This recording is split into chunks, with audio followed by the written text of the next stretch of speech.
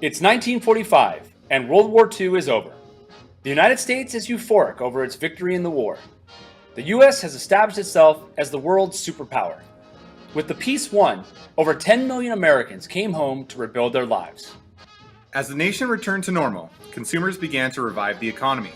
Americans saved over $135 billion during World War II in savings and in war bonds, and they were ready to splurge. Americans bought homes, cars, appliances, and other goods rationed during World War II. There was high demand for these products, which meant businesses had to create jobs. Unemployment sank, income increased, and the standard of living rose. Your standard of living is the quality of life that you live. To fight the Cold War, the United States government increased defense spending and foreign aid. Hundreds of billions were spent in the private sector, which helped stimulate the economy. In the late 1940s, Americans wanted to settle down and build their lives. The government issued the Servicemen's Readjustment Act, also known as the GI Bill of Rights. This helped World War II veterans ease back into civilian life. It provided low-interest loans, unemployment benefits, tuition aid, and the ability to buy homes. The GI Bill helped soldiers return home back into the job they had before they left. They were guaranteed this job for 1 year. If they were a student, they were guaranteed to get re-enrolled into the university that they left in order to fight in the war. Mass production techniques were used to spur suburban housing, to build tract homes in the suburbs outside of the cities.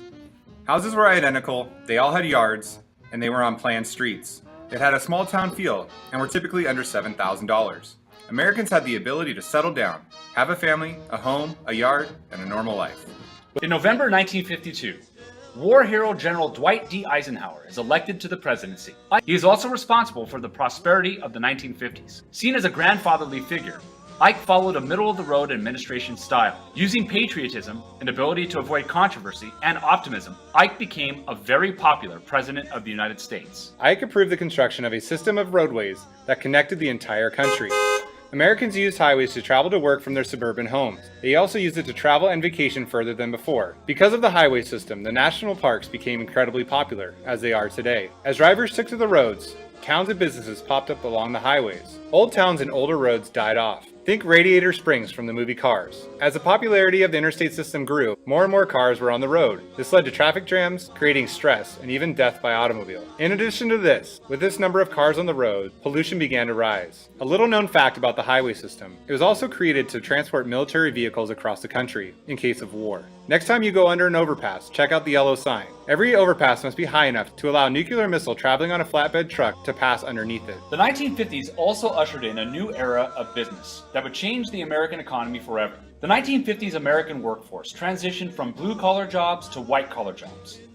These jobs were higher paying. They were managerial professions, based on services and not goods. Instead of making goods, workers sold goods. Workers wore suits to office jobs, while at the same time began to have careers. Success in the business world allowed Americans to provide for their families. Men with steady jobs and high pay could give their families the good things.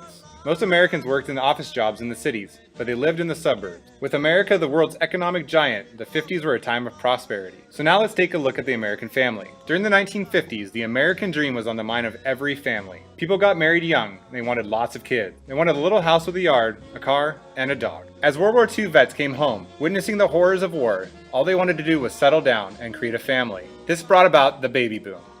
From 1945 to 1965, the U.S. birth rate soared. On average, one baby was born every 7 to 10 seconds. This equates to 4.3 million per year. With vast wealth and new goods available, Americans bought up like never before, and the 1950s saw a surge in American consumerism. Having the newest and best things became a competition between neighbors in suburban life, and the expression "keeping up with the Joneses" was born. With convenient new products available, Americans bought electric household appliances like washing machines, dishwashers, freezers, and television sets.